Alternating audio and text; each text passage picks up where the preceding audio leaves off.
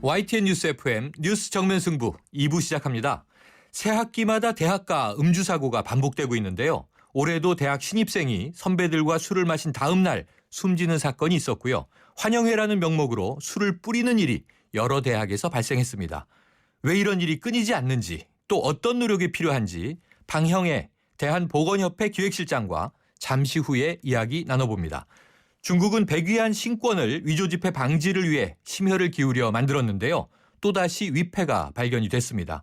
북한이 만들었을 가능성이 제기되고 있는데요. 글로벌 정면 승부 중국으로 가보겠습니다. 오늘 문자는 프로그램 들으시면서 생각나는 의견 자유롭게 보내주시면 되고요. 문자 서비스 샵 0945입니다. 짧은 문자 50원, 긴 문자 100원에 정보 이용료가 있습니다. 정면 인터뷰 방형의 대한보건협회 기획실장과 함께하겠습니다. 실장님 나와 계십니까? 네, 안녕하세요. 방영애입니다. 네, 이 해마다 3월만 되면 반복되는 일인데요.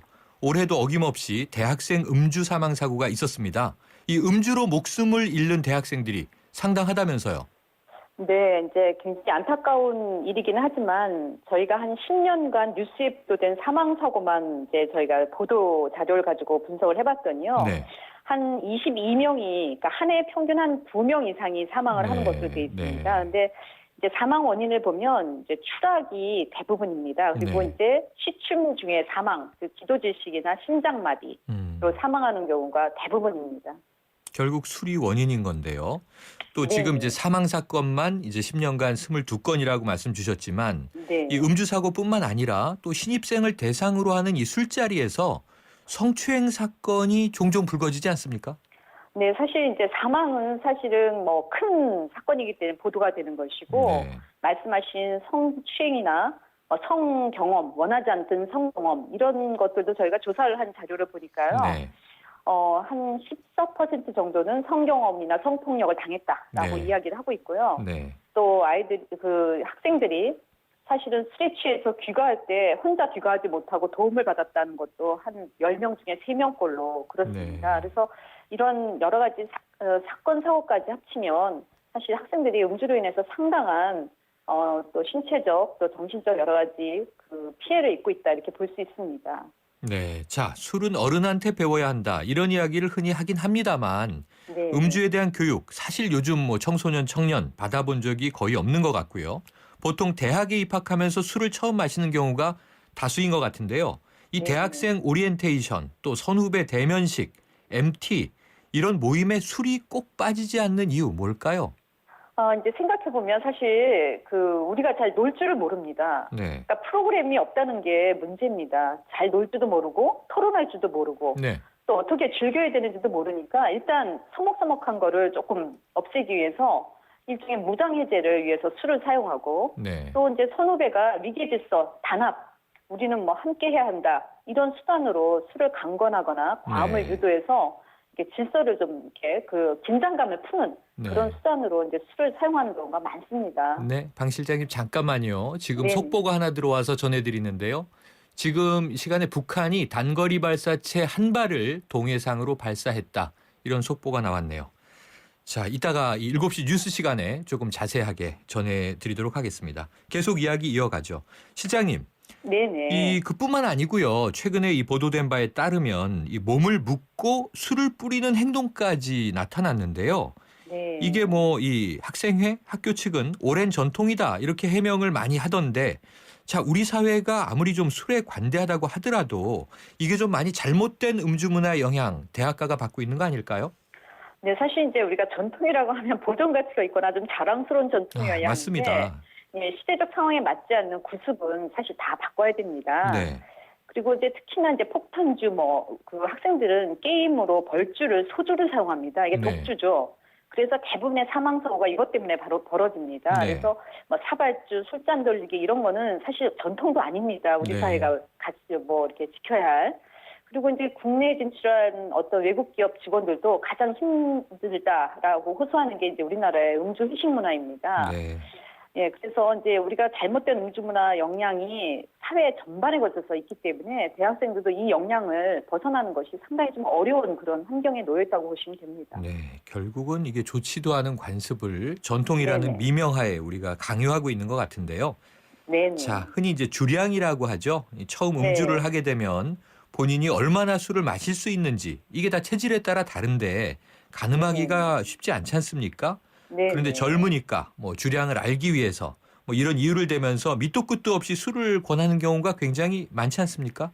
예, 이제 그 주량 말씀하신 그 주량의 개념이 참 잘못됐는데요. 네. 사람들이 대부분은 필름이 끊어지는 양, 네, 거기까지 네. 마시는 게 자기의 한계 주량인 줄 이렇게 인지를 합니다. 근데 맞아요. 실제적인 주량은 다음날 술을 먹고도 정상적인 업무에 지장을 주지 않는 수준의 음주를 네. 이제 정상 주량이라고 봐야 됩니다. 맞습니다. 그래서 이제 목소리가 자기가 술을 마시다가 좀 커지거나 말이 꼬이는 상태 이러면 대충 혈중 알코올 농도가 음주운전 정지 수준인 0.05를 좀 넘어서는 수준입니다. 그래서 네. 이때 되면 술을 좀 줄이거나 멈춰야 되는 순간이다라고 인지를 하시고 네. 그게 한계 주량이다 이렇게 보셔야 됩니다. 아주 중요한 말씀이세요. 그 필름이 네. 끊어지는 정도가 자신의 한계 주량이 아니라 적당히 마시고 다음 날 아침에 정상적으로 일어나서 일상생활을 영위할 수 있는 정도.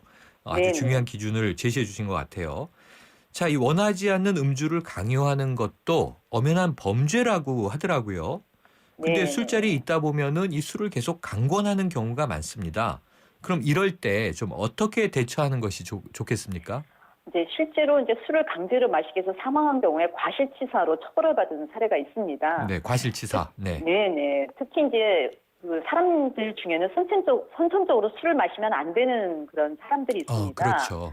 예, 그런데 그런 분들에게 이제 술을 강권하는 것은 명백한 폭력입니다. 네. 그리고 또 우리가 이제 왜 요즘 데이트 폭력도 있지 않습니까? 그렇죠. 내가 좋아서 하는 일도 남이 싫어하면 하지 않아야 되지 않습니까? 네네. 이제 술도 나는 호의로 권했는데 뭘 그러냐 이렇게 얘기할 수 있지만 그 받는 사람은 술을 마시고 싶지 않은 또는 마셔도 안 되는 상황인데 강권을 당하게 되면 네. 상당히 폭력적으로 인지를 하게 됩니다. 그런데 문제는 이 강권하는 분들이 되게 조직의 윗사람들이죠. 그러다 보니까 술잔을 상당히 거부하기가 힘들어집니다. 그래서 사실은 이제 그 조금 받는 분들이 좀 음료수로 대체를 하시거나 또는 이제 잔을 가득 채우지 말고 네. 좀 반만 채우시고 나머지는 정으로 채워달라 이렇게 좀 살짝 의사표시를 하시면 좀 더 바람직한 음주 문화가 되지 않을까 싶습니다. 어떤 분들은 이제 소주잔에 맥주를 부어주십시오 이렇게 해서 받아서 드시는 분도 계십니다. 네, 또 요즘 회식에서 술 못 드는 체질은 뭐 사이다로 대신 건배를 하고 그렇게 하더라고요. 네네. 그렇게 하셔야 됩니다. 네. 그런데 이제 대학교에 처음 들어가서 그 한계 주량을 잘못 알고 이 강권하는 이 대학가 음주 문화도 문제인데 이 교육부와 복지부가 공동 주관한 2014년 중고생 음주를 보니까요. 네. 16.7%나 되더라고요. 그러면 이제 상당히 높은 수치라고 저는 느꼈는데 이 네. 음주에 대한 교육은 언제부터 어떻게 실시하면 좋을까요? 네, 이제 그 여기서 말하는 16.7%는 지난 한 달간, 최근 한 달간 술을 한 잔 이상 먹어본 경험이 있느냐라고 했을 때 16.7%입니다. 1년이 아니고 한 달이에요? 네, 1년이 아닙니다. 그러다 보니까 이제 이거를 너 술 먹어본 적이 있느냐 한 잔 이상 이렇게 하면 40%가 넘었습니다. 그렇군요. 근데 문제는 이제 중학교 이전에 한 잔 이상 먹어봤다라는 학생이 17%입니다. 네. 네, 그러니까 이제 대부분 이미 중학교 들어오기 전에 이 술을 먹던 학생들이 이미 그 마실 줄 안다는 거죠. 그래서 음주 시작 연령이 굉장히 저희가 이제 만 13세 정도가 음주 시작 연령입니다. 데이터상으로 볼 때. 네. 그래서 저희가 볼 때는 이제 초등학교 때부터 사실은 교육이 굉장히 필요하고요. 또 이때 교육을 하면 교육 효과가 굉장히 높습니다. 그래서 그 데이터를 보면은 중학교 1학년 그리고 고등학교 1학년 이렇게 이제 학년이 바뀌고 이제 그 초등학교에서 중학교로 올라올 때, 그다음에 중학교에서 고등학교에 올라올 때 이때 학생들의 음주율이 굉장히 많이 늘어납니다. 네. 그러니까 이게 호기심에 의해서 이렇게 접하는 기회가 많아지기 때문에 이때 반드시 교육이 꼭 필요한 시점이다 이렇게 봅니다. 초등학교 때부터 필요한 시점이고 그때 해야 효과가 높다 이렇게 말씀 주셨어요. 자, 그러면은요, 이 대학가에 좀 그릇된 음주 문화를 해결하기 위해서 이 교육부와 복지부 그리고 대학에서 관련 매뉴얼을 만들고 현장 점검과 예방 교육에 발벗고 나선 상황인데요. 자, 근본적으로 어떤 노력이 필요하다고 보세요? 저는 사실은 우리 사회 전체가 근본적인 가치에 대한 의식 전환이 먼저 필요하다 이렇게 봅니다. 지금 대학은 오직 취업으로 가는 관문, 그 역할밖에 못하면서, 그렇죠. 기업이나 공공조직의 그런 상명하복식 문화가 학생들에게 우리가 사회생활하려면 어쩔 수 없이 받아들여지는 문화다 이렇게 네. 좀 체념적으로 받아들여지는 그런 현실이 좀 있습니다. 네. 그래서 대학이 좀 학생들에게 다양한 문화적 혜택, 창조적 활동을 지원하는 프로그램 이런 것들을 해서 학생들이 술 먹는 시간 대신 그런 네. 다양한 문화 활동을 할 수 있도록 네. 좀 지원해야 하고요. 또 정부 기관도 음주 문제가 생긴 대학이나 이런 곳에는 페널티를 좀 주어서 단순히 뭐 그 장학금이 얼마냐, 교원 숫자가 얼마냐뿐만 아니라 학생들의 건강권 확보를 위해서 얼마나 노력과 또 정책을 펼치느냐 이런 것들을 좀 평가 지표로 넣어서 네. 대학이 좀 스스로 변화할 수 있도록 그렇게 도와줘야 한다 이렇게 생각을 합니다. 네, 종합적이고 강력한 조치가 필요하다. 사실 네. 말씀하신 대로요. 이게 제 대학생 때도 똑같이 있었던 일이고 맞습니다. 저의 선배 때에도 있었던 일이니까 네. 뿌리 깊은 관행인데 뭐 한두 차례의 뭐 훈육으로 되겠습니까? 오늘 좀 실장님 말씀 유념해서 네. 대학이 또 당국이 또 우리 모두가 잘 헤쳐나가기를 바랄 뿐입니다. 오늘 말씀 감사합니다. 네, 감사합니다. 지금까지 방형의 대한보건협회 기획실장이었습니다.